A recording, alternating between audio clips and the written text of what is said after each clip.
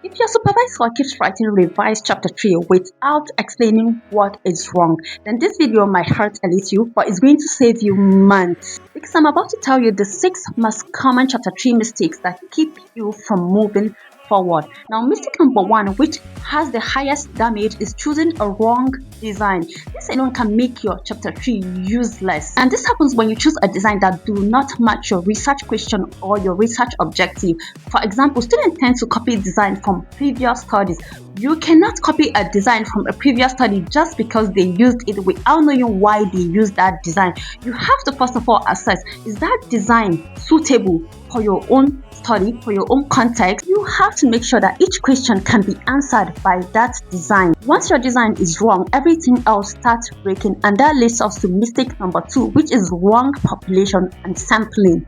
Now, this doesn't necessarily mean that your title is carrying nurses and your chapter 3, your population section, is carrying doctors. That is too obvious. You might still be making mistake even if your title is carrying nurses and your population is still carrying nurses. This happens when you don't specify where these nurses are and why you are choosing that population. This makes your chapter 3 weak. And also, when sampling, you want to be careful. You don't want to say you are using simple random sampling and then you are writing any nurse available. That is totally wrong. You have to stick to one sampling technique for the right population. For example, you can be conducting a study that has to do with the entire country or an entire state and say you are using simple random sampling. You need to use something like cluster sampling or more like multi-stage sampling. And also, if you know that you are going for a non-probability sampling, for example, let's say a convenience sampling, you need to explain why you are going for that method of sampling, because it is always considered weak compared to a probability sampling technique. Now, if you are a nursing student struggling with research, this channel breaks everything down clearly without confusion. Subscribe so you don't keep repeating these mistakes. Now, this next mistake is the one that makes students panic, and this is simply your sample size termination. Now, some students copy sample size from previous projects without knowing their own population size. And when you don't know your own population size, there is no way that you are going to calculate your sample size. And also, sometimes students mention formulas that they never use. So in order to fix this, you need to mention this formula that you used clearly, and you also need to show your supervisor step by step how you calculated your sample size from the beginning till the end and how you arrived at that sample size, at that number. Now, if you really want to know how to calculate your sample size using 3 different formulas for each occasion or for each context, depending on the number of your population, I have a video on it, even though I am yet to edit the video, but it has been sitting there for a very long time. But I'll try and edit it and I'm going to link it here. Now, even with a good sample size, students still get stuck in this next mistake, which is the method of data analysis. Now, a common mistake here is that students mention that their data will be analyzed using SPSS or Excel.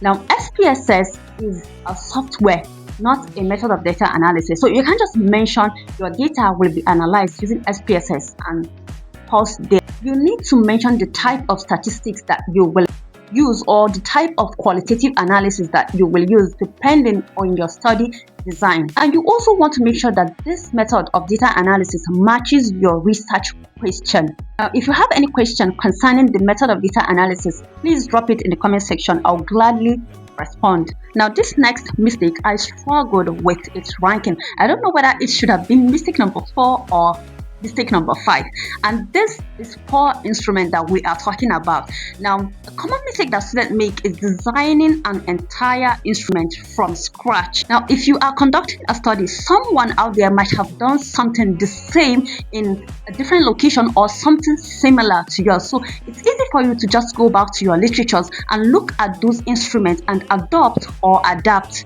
You don't have to design an instrument from scratch. And while you are adopting or you are adapting, you need to cite. Also, another thing is that your instrument should match your research question. For example, you can see that you are assessing attitude and then you are using yes or no question. You should use like a scale. And also, you want to make sure that you check the reliability of your instrument, because supervisors and reviewers are very, very obsessed with that, because everyone believes that if your instrument is not validated and it cannot be relied on, then automatically your results, your study findings cannot be relied on. And the last mistake, which is mistake number 6, is having weak ethical consideration. Now, this happens when you mention that ethical approval was granted for this study without providing the name of the institution and the committee and the approval number. And it doesn't end there. You also have to mention informed consent and that participation is voluntary, and also mention how you intend to secure their data. You have to mention all of this, including confidentiality. If all of this or one of them is absent, your chapter 3 is going to be weak, and your supervisor will keep rejecting it until you fix it. If you fix all of this, they add credibility to your study,